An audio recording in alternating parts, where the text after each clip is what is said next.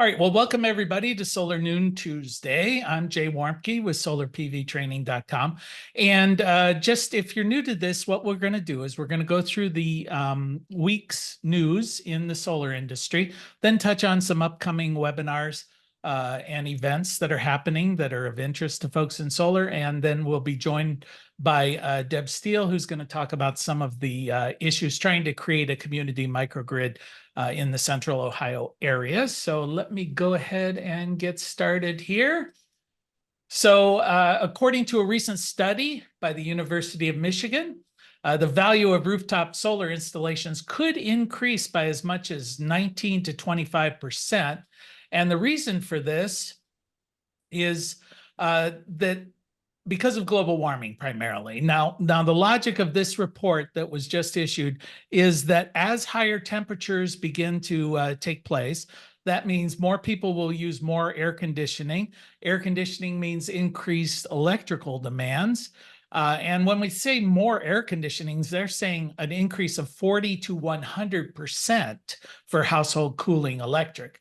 And so the more electrical demand, the higher the prices of electricity, then the more value there is for your embedded solar array that's on your roof. Now, speaking of solar installations, Germany's experiencing some growing pains because of their rush to install a lot of solar to try and offset their dependency on Russian natural gas. Now, last year, the nation of Germany, they actually installed 14.28 gigawatts of solar, which is about double what they had installed the year before. And what they're finding is during the warmer months, there's actually a glut of solar capacity there nationwide, and that's affecting the wholesale prices that are coming from these larger arrays. Without sufficient storage capacity, and this is the big thing that they've got to then catch up with, when the sun is not shining, the average cost of electricity on the German grid is 70.6 euros, which is about $76 per megawatt hour, or roughly 7.6 cents a kilowatt hour. The wholesale cost. Now, when the sun is shining, the wholesale cost plummets to 9.1 euros, or just under $10, or again, if you're thinking kilowatt hours, just under 1 cent per kilowatt hour, which is less than obviously the cost of production. So that's causing a big problem there. The new U.S. nuclear industry is looking to data centers as their last best hope for survival. Last year, only the second nuclear generator that's been constructed in the last 30 years went online. There was a little bit of dispute whether it came online in 2023 or early 2024. It doesn't really matter. But this installation was certainly not without its problems. Cost overruns and delays experienced by the Vogtle Unit 3 reactor that's located near Augusta, Georgia, has resulted in making this the most expensive electrical generator in the history of planet Earth. So in 2009, when this project began, developers estimated that the 2.5 gigawatt system or reactor would be operational by 2016 at a cost of about $14 billion. Over the installation period, everything's doubled, right? The timeline doubled. So instead of 7 years, it's taken 14 years. And the cost is right in at around $35 billion, which if you compare that with putting in solar, it's about 14 times the cost of putting in a comparably sized solar array. Now, at this point, no other nuclear power plants are currently under construction in the U.S. aside from the expansion of this Georgia facility.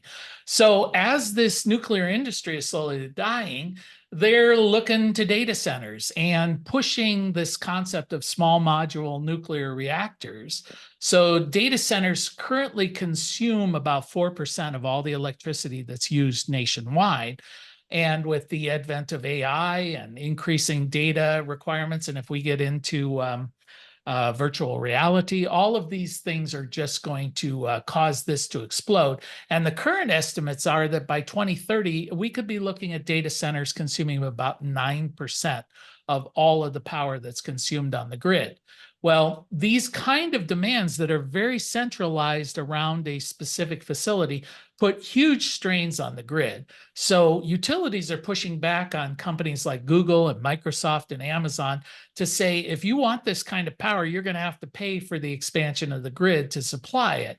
So as a result, the tech companies are, again, using their political power to look for new rate structures that will make the cost of investing in their own localized generation, such as small modular nuclear, more affordable. So at the recently concluded White House Summit on Domestic Nuclear Deployment, which is so good that they're holding these, they've come up with this new rate plan that will facilitate this for small modular nuclear and long duration storage projects. To date, only one company's small modular nuclear design, it's a company called NuScale, has received approval from the U.S. Nuclear Regulatory Commission. And even that has a whole bunch of problems. As of late last year, it canceled its pilot project in Utah after experienced cost overruns in excess of 58%. As well as significant delays. So hopefully you can tell from my tone that I'm not a big fan on small nuclear. I think it's just it's a ploy to chase down government money. That's what it is. Okay, and a sign that the turf battles continue. The California Contractors State Licensing Board just this last week approved new rules that essentially say solar installers are not allowed to install battery systems. Okay, even if you installed the solar array and you want to put the battery in, you're not going to be allowed to do that within the state of California. What they're doing is restricting the installation of battery systems to licensed electricians only. Now, as expected, the move was strongly opposed by, and I find the name ironic, the California Solar and Storage Association. So apparently, if you're part of the Storage Association, you're not allowed to install storage at this point. And that is the news from the solar industry this week. Does anybody have anything they'd like to add to this at the moment? Anything that came across your desk? Give you just a second there. All right. If something comes up as we're doing it, just let me know. I want to highlight some of the upcoming webinars and the like. This is one coming up about module breakage. This one's coming up tomorrow. So if you're interested in that, this is a virtual conference, June 5th and 6th. So this week, it's put on by Aurora Solar. So if you're interested, hop on. And I'll just remind again, I'm not going to give you links for these things. There's this app called Google, look them up. I'm just making you aware that they exist. There's one here about preparing for future sustainability reporting. So this is one that really talks about a lot of government requirements for reporting if you're looking at grants and other reporting situations. So getting people prepared for that. How to use carbon offsets. This is another thing corporations do a lot of, is use carbon offsets to try and make their carbon footprint a little less. So that's something there. June 11th, using AI in data management for renewable energy systems. That's the 11th coming up. One that I found interesting, a whole conference here on agrivoltaics. It's going to be in Denver, Colorado, June 11th through the 13th. Head on out there. And this one was very specific on PACE financing. So there's PACE Nation Summit coming up in Nashville, June 12th and 13th. If you're not familiar with PACE, that's basically using the tax system to finance your array. It's popular in commercial. It's good for let's say an apartment building that might want to put solar on there, and they want to make sure that the debt from the solar stays with the property and not necessarily the individual owner at the moment. So this is a process that's in place. It's a financing option. And June 12th and 13th, we've got the Solar and Energy Storage Summit in California. I'm sure they're going to be talking about that new ruling out there. And here talking about technologies. This is really balance of systems technologies to go beyond the panel. The panel is really only 1/3 of the equipment in a solar installation. So how do we make this transition looking at all of these balance of systems? Maximizing solar efficient from tracking systems. This one from Trina Solar on the 27th. And then the RE Plus Mid-Atlantic, that's in July, coming up in Philadelphia. And then we've got this document I've highlighted a couple of times just about maximizing your home battery investment. The batteries storage on residential systems especially are becoming a bigger and bigger thing. About half of all of the solar installations now nationwide are that are installed as of this moment are including storage in some way. And that's usually because the grid is unreliable, or they've gone to a time of day pricing system where you want to try and minimize your costs by storing it when electricity is cheap and using it when electricity is expensive. And also the fact that utilities are messing with their net metering rules. So what we're finding is a lot of utilities are moving from, instead of the traditional net metering where the meter rolls backwards, the meter rolls forwards, they're going to I will pay you wholesale, but I'm going to charge you retail. So if they've determined that the cost they're going to pay you is 4 cents, but they're going to charge you 19 cents, then there's really a disincentive to sell your power back to the utility. So why not store it and use it, a self-consumption. So that is where we're at. And then our shameless plug for solarpvtraining.com. So we have our online, we have some face-to-face training coming up, so you can jump in on that. And those are the webinars and conferences and the like that crossed my desk. So does anybody else have any announcements? I always like this format where we have folks online where it gives you an opportunity to interact. And so anybody ready to go there? All right, well then I'm going to jump in and we're going to talk to Deb Steele. And Deb went through a class, a while ago. But Deb, why don't I let you just go ahead and introduce yourself. All right, I'm the fiscal officer for Clinton Township, which is in Franklin County, Ohio. We're surrounded by the city of Columbus, so most townships are rural, but we're urban.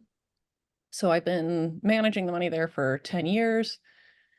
And in January of 2019, I took Jay's course to learn more about what I knew was the fastest growing industry, solar. I also did 7 years with a nonprofit called Ohio Interfaith Power and Light, where we did commercial energy audits on nonprofits. So I got really into energy efficiency, also really love renewable energy. And then January of this year, the board of Clinton paid for a microgrid study of our police and fire station, where I live less than a mile away from that. And what's interesting that this week's episode started with nuclear power, maybe to supply these data centers. You have to be living under a rock to not have heard of Intel's coming to Central Ohio. So this Intel chip beast is supposed to open, I think in 2 years, about 20 miles away from me to the east. So there's a ton of articles in the local paper about coming grid instability. We already had the power flicker in summer of 2022. I live in North Linden, which is like a working class neighborhood. So the idea with doing the microgrid study, we have 3 EVs already, 2 Tesla police cruisers and the code compliance vehicles electric.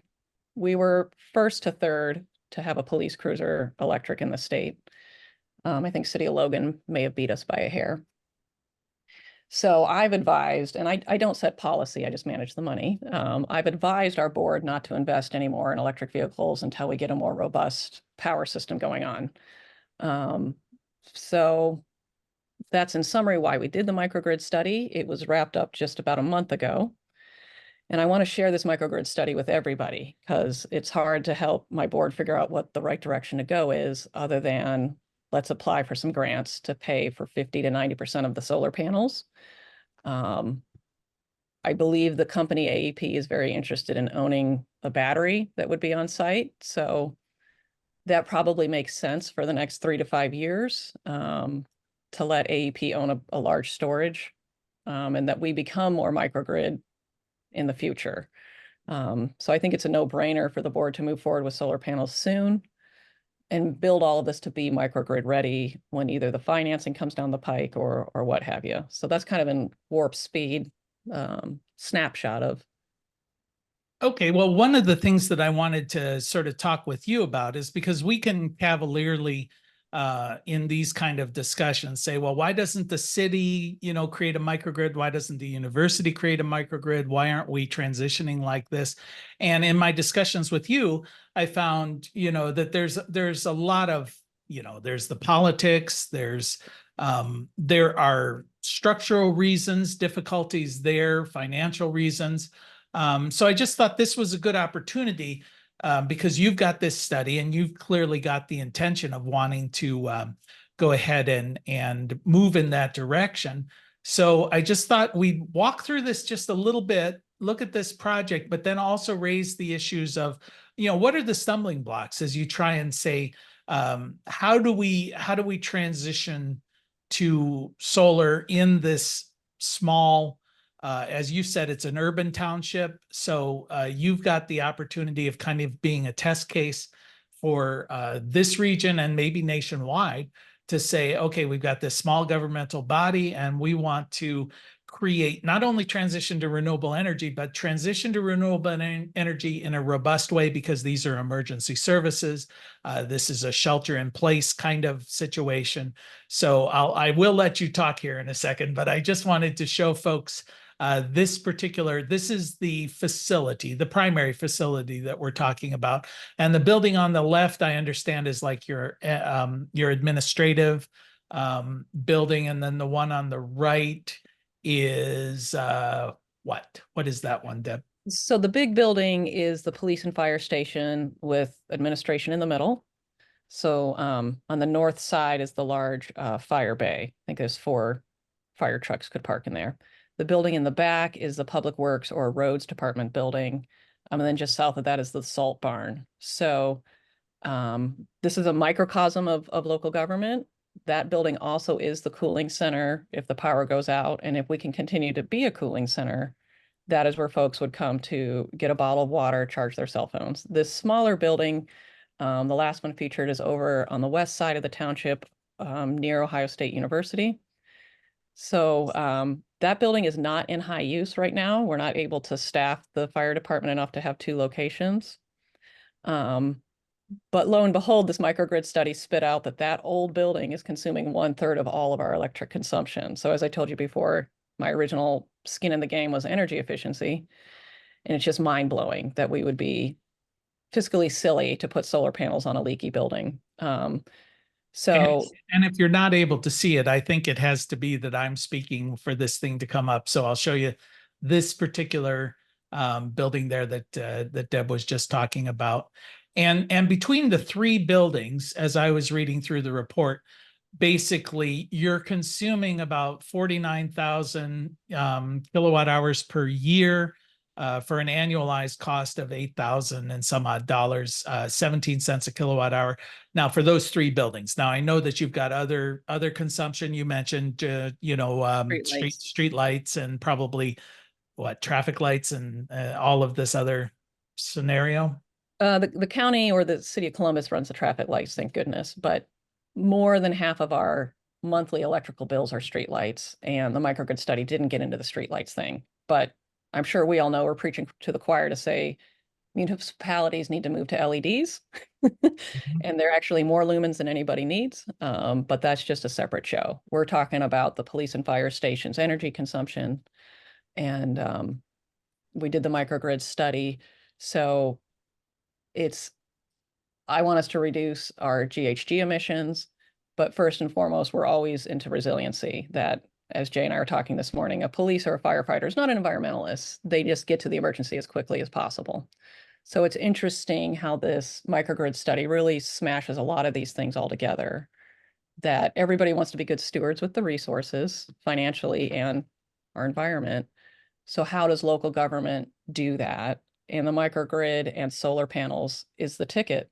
In a handful of years, more people will know what a microgrid is. I'm sure everybody on this call knows, but Well, actually, I my was just going trustees to didn't. jump in there because Paul in chat said, could we define what we're meaning by microgrid here? And my understanding of this, and I think it's pretty much true regardless of scale. You can think about a home that's DC coupled or AC coupled, where you've got your solar array, you're connected to the grid, and then you've got some sort of battery backup. Either it's a whole house backup or it's a critical load or backup. You could consider that a very small microgrid, or I think you said the consultant called them nano grids or whatever. So at the single home, you've got that. Then you can expand that. In this case, this is a very, very small microgrid. If you start to say, okay, now we're just talking about 2 buildings and we want to have, excuse me, some resilience there. So we want battery backup of some sort. And then you can expand it even further to say, all right, now we've got all of the city's lighting. So we want to incorporate that into it. And then you've got that other city building. And ultimately you could go to the entire city where every building, every residence, could be part of this microgrid. It's now starting to become a citywide microgrid. So you have individual properties, then you have campuses, then you have cities or military bases often use a microgrid because they've got to have this built-in resiliency. I know the city of Minster in Ohio has a battery backup microgrid type situation for that municipality.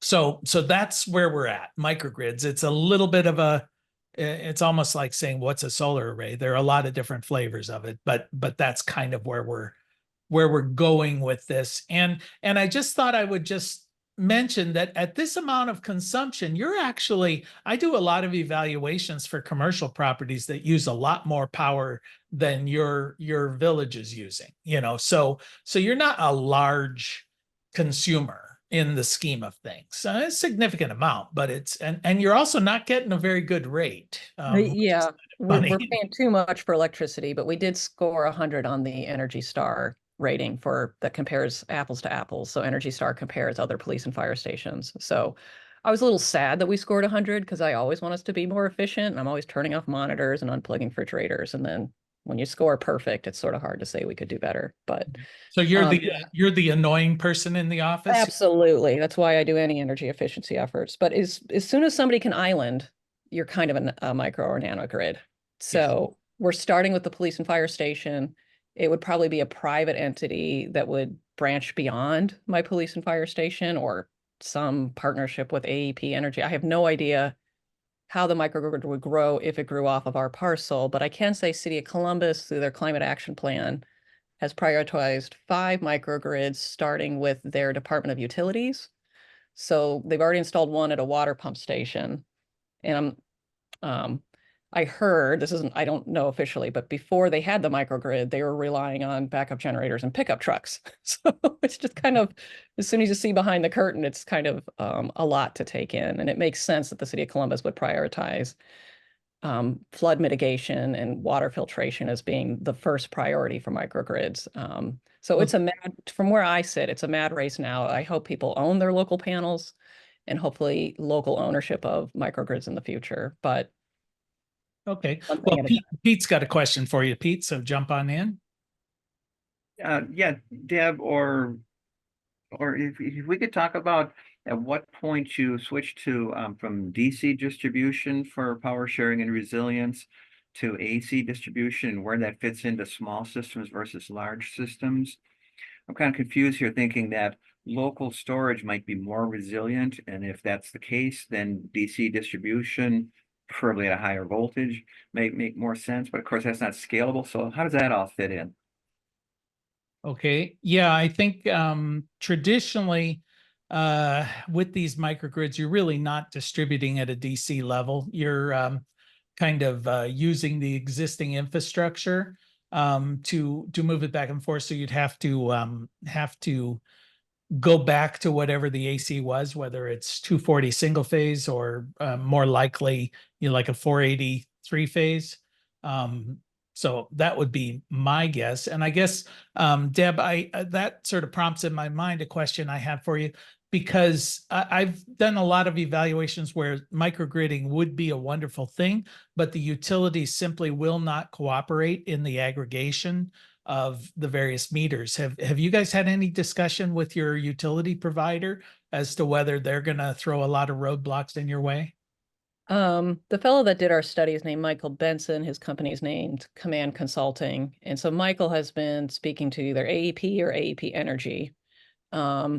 So we'll speak to them soon. But so far from hearing from Michael, AEP is friendly about this and wants it to happen. And I am guessing that is because the grid is fairly old around where I live, that North Linden is an older, a lot of housing, a lot of residential. And so it behooves them to bring more stability to this local grid that is getting denser in population. And with us only being 20 miles to the coming behemoth of the Intel Center, the middle income or so people, the people cleaning those buildings will probably live in Linden. So it, our economy is not going to be able to continue to grow if it's not just a housing crisis, we're also facing an electrical grid crisis. So probably AEP supports this because it behooves them to. If they could control all the energy in kilowatts, they'd like to, but they can't. Solar is happening everywhere. The grid wasn't, our antiquated grid was not made for a bunch of micro power stations. So we have to do both. We have to upgrade the grid, and residents or businesses or governments should get solar panels because it's all happening all at once now. Didn't they also express an interest in using the storage capacity that you're talking about adding in as like a virtual power plant where they could draw on that if need be? I'm assuming, I haven't had those conversations directly with them, but I'm assuming that that's what would be the win-win for everybody. And that I guess I'm lucky that AEP is friendly with us, because perhaps First Energy or somebody else might not be, that they would want to control everything head to tails. So. Mm-hmm. Well, then I've got this chart here, this diagram that is what the consultant kind of threw out there. On your main building, they suggested, all right, if you only put on the east side of the roof there, you could actually generate 114,000 plus kilowatt hours a year. Now, if I remember right, your consumption was in the 48, just under 50,000. So that's more than double what you're currently consuming. And I know in this project, he seemed to be pushing a lot for the electrification of your fleet. And at that point, you're saying, okay, your usage is just going to it's going to skyrocket once you start putting in electric police cruisers and electric fire trucks and electric ambulances and electric vehicles for everything. So I think that was a big part of the selling of the project. And as you and I discussed before we talked this thing through, there's we're not too far away before we hit bidirectional charging. So if you've got an electric fire truck, for example, my assumption, and I'm not familiar with them, but I would just assume those things have some big batteries associated with it. And I would imagine one of those fire trucks is probably good enough to back up your system for a period of time. Now, the danger there is you don't want to run it down and then all of a sudden have a fire. So you've got a certain issue there of being of readiness, but that's an option, especially like if you've got a fleet of electric vehicles for the many overpaid and overfed city workers who work there. You could draw on some of it as your energy backup. So I guess I'm just pointing out that you don't need a huge amount of solar to meet your current demands. You've got a lot of roof space there. Well, for sure. And what's so funny is that Cleveland Avenue is a pretty important artery in Columbus. And from where I sit, I want people to see these panels from Cleveland Avenue, and you get more production on the west side of the building. So like, I don't even know why he spit out the east side of the building, other than there is domestic terrorism. People might shoot the solar panels in the future. I know that sounds crazy, but it's actually, in one sense, more protective for us to keep them on the east side of the building. You wouldn't even be able to see them from Cleveland Avenue. But So it's just, and actually the sort of the northern side of that roof has had some leaks. And so I'm like, I don't want solar panels to be blamed for leaks. So we haven't had a leak in, I think, 2 years. So the other smaller building, the Public Works building, is just a nice straight A-frame roof. And from where I sit, it's a better candidate. And I'd like to have them on both sides. Sure. But yeah, we are in a funny situation of probably within 20 years, most of the fleet will be electric. Maybe it's as little as 10. I don't know. We're lucky that we're dense. The folks don't drive far to go put out fires, whereas in rural areas, they do drive far. So I think with smart energy management, that probably would include AI, we could, let's say, within 15 years or less, have a fire engine that has a large battery on it, and it could help level the loads either for the building or the microgrid around us, because more than likely that fire truck isn't going to have to drive 50 miles even to and from an emergency, and it's probably going to have a range of 300 miles. So we're going to be a lucky duck in that situation, whereas folks, let's say in Nelsonville, that fire department has to be able to drive much further. They may not have that luxury of running down their batteries this many years in the future when everything's EV. Well, one of the issues that occurred to me, and when we first started talking about this, and you were saying I work for a township, and of course, my first reaction was townships, rural, small town. You're actually sort of surrounded by the city of Columbus. So you're not a rural township. But the question I had for you is there resistance within the community and within your township trustees against the concept, of moving towards solar? We've seen in some rural areas where they've straight out banned solar because it's using up the sun, and there's lots of silly reasons for these things. I was at a utility scale system up in Columbus, and one of the guys working up there, he goes, this is kind of interesting, but it's a shame because I'm afraid I'm going to get cancer working on with these solar panels. And I looked at him, I said, are you planning on eating them? I mean, what's the deal here? Because you're not going to get cancer from working with a solar panel. And he said, well, that's what I've heard. It's like, okay, well, so we're getting some of that pushback. So that has not been your experience, I understand, there in your facility? We haven't debuted the microgrid study yet. We really were going to May 28th, but we had a previous meeting need to get canceled. And so our presentation isn't going to be till September 10th. Everyone's welcome. Please come September 10th at 6 p.m. at 3820 Cleveland Avenue, where Mr. Benson will be reporting out the results. But the preliminary thinking is people see a big number. I think 550,000 is his proposal for all of these solar panels, which is like 4 times more than the amount we need currently. So one of my trustees would say, I'm sorry, we don't have 550,000 to throw on solar panels, especially, and we could say we're only spending 8,500 per year. But the reality is you were honing in, we don't need that much, probably need 180,000. And we're paying more if we don't get solar panels. You can have an argument about cash flow and all that jazz, but this is true for everybody, including residential. Somewhere in the 3 years or less, we are all paying more if we don't have solar panels. So it is certainly worth figuring out how you're going to pay for the solar panels, who's going to own them. Most of the time, if you see solar panels on a fire station, that municipality does not own them. I'm glad they're up, but ideally, my township could own these outright, but we just had a levy go down, which pretty much every levy this past spring went down. The school tax is hefty. My property taxes went up 10% plus a triennial valuation. So it's okay that we're in a financial tight spot. Most households are too. There are ways to do this, especially with fantastic grants. Everybody's getting 30% off, but I'm in a high needs community. We're a working class community. So I think through grants, we could get 50 to 90% of it paid for. But I want to preach the good news of this. Everybody should get solar because I want it to branch off of our parcel. And this is where it's not going to be my township at all. It would, like I said, probably be a private company who would own the microgrid extending beyond our police and fire station. I don't know what the future is going to bring, but local ownership is always better.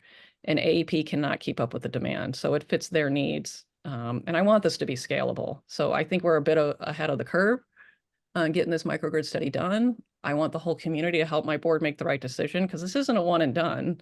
It's probably some solar panels now, let AEP own the battery. 3 to 5 years from now, maybe we can own a battery ourselves and make the whole microgrid connect. Maybe I'll find a fantastic grant and we'll be able to build it microgrid and have the battery outright. But we're facing tighter fiscal times, as a lot of folks are, and I'm not sure what we're going to do, but we'd probably be foolish not to move ahead with some solar, especially if I can get a grant from FEMA that would cover 90% of it. Yeah, I was gonna a couple of things there. Somebody asked if you could put the address and time of the meeting in the chat so they could reference that. That would be helpful. And also, I know that you had mentioned many of the panels that are on these fire stations and the like are typically not owned by the municipality. And that has historically been the case because basically the tax credits did not accrue to nonprofits or governmental bodies. That changed with the Inflation Reduction Act in 2022. But before that, you typically get an investor who would install it and then arrange a power purchase agreement with the owner, because they could take advantage of all the tax credits and all of the tax advantages, the depreciation, the accelerated depreciation on the system, where the nonprofit, because they don't pay taxes, could not. Well, now with the Inflation Reduction Act, that 30% can go back to the nonprofit in the form of a direct payment. So when you file your taxes, your 990 or whatever it is you file as a city, you would get 30% of the cost of the installation back as a cash payment. So that's a big deal. And that's what's moving a lot of nonprofits and governmental bodies into saying, okay, well, let's consider owning it now instead of just doing a power purchase agreement. And I know that your consultant focused a lot on the whole EV microgrid combined benefits thing. And I just thought we'd just point out perhaps why. I think it's a good thing. And I'm going to trash your consultant just a little bit here in a minute, only for making things needlessly complicated, I think. I guess that from my perspective, your biggest hurdle is going to get those 3 guys who run your township to all nod their heads in unison and go, you know what, this makes perfect sense. Anytime it's confusing, anytime anything is complicated, people have a reaction that is negative. They'll just go, I don't understand it. You know what? I got other issues to deal with. Fine, might be a good idea, but I just don't want to spend the time trying to figure this out. So, that I react the same way. So anyway, but the push for this, where you say, okay, we've got this resiliency of dealing with all of the different weather issues. I know resiliency is a big deal for you. You were saying that in your region there, you had an event just a year or two ago. Why don't you explain what happened there? Summer of 2022, the power flickered for 48 hours. I think my household didn't have power for 16 hours. And then even when it came on, it flickered. So we live with my soon-to-be 85-year-old dad. He's wanted to have a generator he moved in with me 6 months before COVID. And I never wanted to get a generator because we could go to the township if the power really flickered. And the township did open its doors. I think it was the first time we opened our doors as being a cooling center. And I've heard that we went through half of our diesel's backup fuel. And this is just, paper napkin math. Don't hold us feet to the fire. But for a 48-hour event to go through half of our backup diesel fuel, that's kind of significant. If this was a 1-week event, I'm not sure what would have happened. I'm not saying we're broken and down and out, and that even on the unleaded, most of the vehicles are unleaded gasoline. They had to drive further out because the local gas stations pumps stopped running. And I got my dad a hotel room at Easton.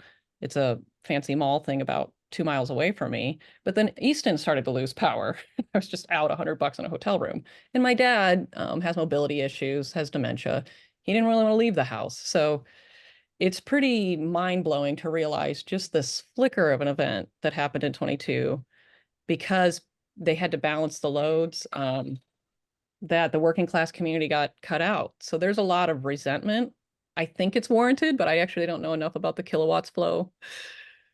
From where I sit, it seems warranted to be grumpy at AEP that they turned off the blue collar neighborhood in Columbus, but maybe that's what they had to do. So it's really just, I unfortunately probably am hoping for another power flickering event before this September to bring the need for this to my trustees' eyes. Two of the three trustees have full-time day jobs. They're all smart people, but you know, this is a part-time job for all of us as elected officials.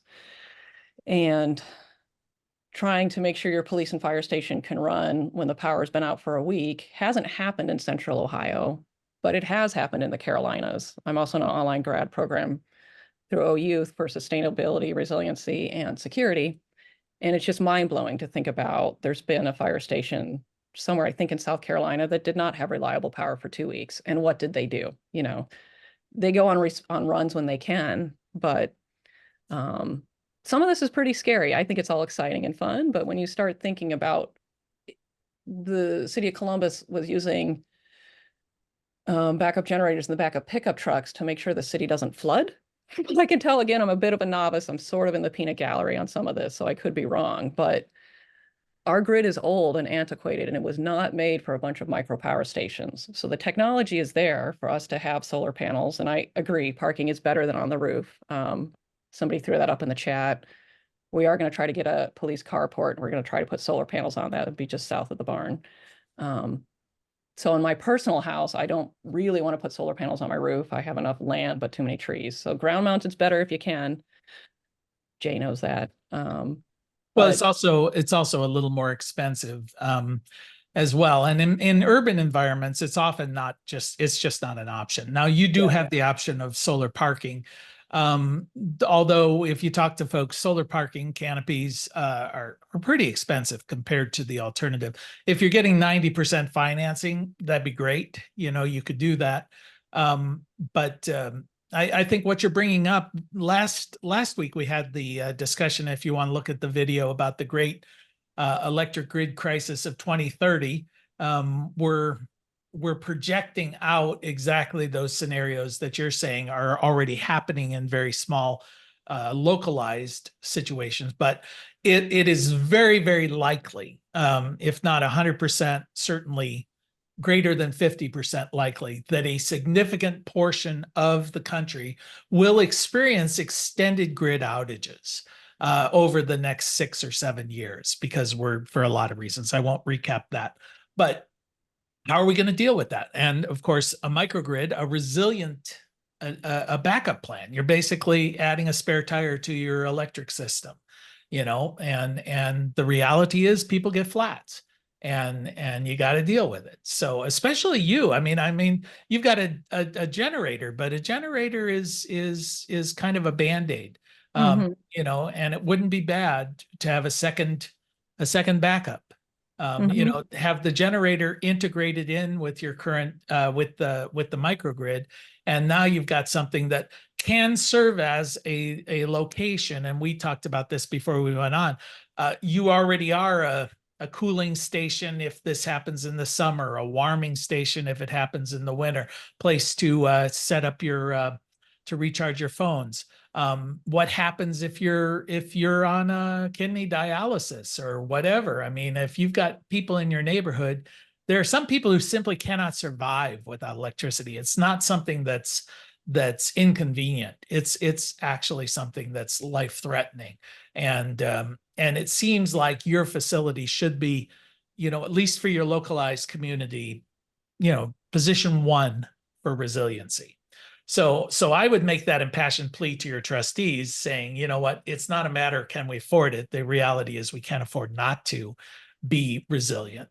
But then I wanted to point out, and this is getting over that hurdle of how do you convince these folks who this is not at the top of their mind. This is not something they've studied extensively, like Deb and I have studied, and we're all in anyway. We do it regardless of the economics, but they're making decisions where every voter is looking at them saying, how come you're spending my money? You know, and they're just going, you know what, I got to justify it. And they can justify it when it comes to police, fire, you know, services like water and sewer, you know, those kind of services, they'd have no problem standing in front of them saying, do you want to go without fire protection? Great. You know, don't pass the levy. But if somebody comes to them and say, why are you putting all this expensive solar on your roof why are you buying these expensive electric vehicles? They've got to be able to sit there in a 30-second elevator talk and convince that person that they're not mishandling their resources. So you get a report like this, and this is where I'm picking at your consultant. And I started looking at this thing, trying to figure out what he was talking about. And I finally just said, you know what, I don't have time for this. So I just kind of went, all right, I'm sure he comes to the bottom line. He says, overall, you're going to save all this money. And my first impression is that's like jazz hands. I'm waving and saying, look at all the money you're going to save. But as a skeptical person, I'm going, how much is this costing me? I don't see a cost there, and don't tell me how much I'm going to save. I got that from the soft water sales guy trying to sell me a water conditioning system for my house, telling me how much I'm going to save on detergent over 50 years. I don't care about that. Just what's my out of pocket. So if I were advising you, Deb, as you go in and we touched on this, I would start small. And then once you got the camel's nose in the tent, try and push over the years to expand this system. Unless you can get $1 million grant. If you can get $1 million grant, then, go big or go home. But if you're talking about, just trying to start it and justify it. Yeah. So you're spending about $9,000 a year and using about 50,000 kilowatt hours. If you just simply put that array on top of that building, just like that, on that, that's your public works building or whatever. Yeah, the public works roads. Yeah, and that's just a very simple little thing. You're not messing with the roof of your main building. It looked like a pretty straightforward shed style roof. And that right there is going to generate about 81,000 kilowatt hours. And at about 250 a watt, which would be pretty standard there, you're talking about $180,000 investment. So far, I think I wouldn't have confused your trustees. It's like, that's the building. That's where we're confining it. This is going to generate about, 60% more than we're currently using. So that's going to build a lot of capacity for electric vehicles and things like that. And it's going to cost 180,000, but actually not really 180,000 because you get 30% back from your investment tax credit. So it's going to cost you 126,000. Worst case scenario, no grant money, no other deductions. It's going to generate currently at current rates $14,000 worth of electricity a year. So the system's paid for 9 years. All right, and shoot, you probably float bonds and things like this for capital improvement systems. I don't know if you do, but if you had a 9-year payback on a 10-year capital bond, pretty good deal. And plus the system's guaranteed for 25 years. Yeah, I like saying, 30, stretch it out. Then you get free electricity for 21 years. Like sometimes people get so hunkered in on the payoff point, they forget. And then therefore after it's free. And just, I feel like touching on, we have a diesel backup generator because the fire chief said in a large ongoing disaster, natural gas lines get prioritized for hospitals and retirement centers. So again, mind blowing if we start thinking about a 1 or 2 week event where the power is flickering in central Ohio. By God, this huge backup generator my dad just paid for isn't going to run because they're going to prioritize hospitals as they should. So it's a lot to kind of start unpacking and thinking through these scenarios that we know is going to happen before 2030. I mean, if our friends at the dispatch are saying the grid's not stable, it's really not stable because I'm making fun of them being in cahoots with the electric companies. So it's all happening. And what's so wonderful about the township is it's a tiny enough form of government you can wrap your arms around it. We're less than 15 miles of road. We're not contiguous. We don't touch. And that's a long history of annexation. We're 5 years older than the state of Ohio, but all of Ohio State University used to be in my township. So I think something will happen with a microgrid study. I want to brag about it. And if we can't for now, it will someday. Within 3 years or less, I am sure we'll have some solar panels. And then I want to scale it up. I'm confused why OSU just built a big natural gas power station off Olentangy. that they outsource their energy procurement. Like that's all very sad, because we're going to be doing something pretty awesome that is scalable, and they should start doing it on campus as well. But I'm just the little fiscal officer managing the money on this very tiny little government, armed and dangerous, with a microgrid study now. Well, it's good that folks like you are inside, pushing these things, because this is the direction it needs to go. I know we've got about 5 or 10 minutes here. Let me just ask if anyone has any questions. I don't want to run out of time and have people, sitting there anxiously hoping to ask a question. Anybody want to jump in here? Give you just a second. All right. I'm getting none. So, Jay, I just Yeah. wonder, looking at their city as a whole system instead of just about solar and just about the police and fire, how do they heat their buildings? What does it cost to heat their buildings? Do they heat with gas? Can they replace that with heat pump? And are there other things that their solar can end up paying faster on the solar? I mean, that's what we're doing with our homes, right? We're electrifying heat pumps and The newer buildings were completed in 2018. And there's like, I think 4 large residential AC units on the ground. We have like 5 or 6 controls. It's a bit crazy. So I would prefer we had a centralized thermostat. And I think you're more than right that as those AC units die, we should replace them with electric heat pumps. I don't know if I'm assuming the furnace is natural gas, but I don't know off the top of my head. probably. And this is a great way to think about it, as to, solar's kind of a no-brainer, and how to switch out equipment in time to use more electricity and less natural gas or fossil fuels. We have a question from the chat asking if you guys have done an energy audit to try and. Oh, absolutely, but not on the new building. So Energility is our company that should be getting us a little less than what we're paying right now on a kilowatt. But yeah, we had a level 2 commercial energy audits done back in more than 7 years ago. But then we rebuilt the buildings. So the older building, Station 62, that energy audit still stands, but we have not done an energy audit on the new build, other than the people who measure our consumption say we're scoring 100% on Energy Star. And then I get very sad. I'm like, these people leave their monitors on all weekend. What do you mean we're getting 100%? But, that's just what I do. I'm annoying. I walk around and turn off lights and monitors and leave a little sign on the computer's still on. Just turn on the monitor. There was another question in chat wondering if you have any details about you had expressed AEP perhaps would own the battery system. Do you have any specifics about that at all, or is it just this vague impression?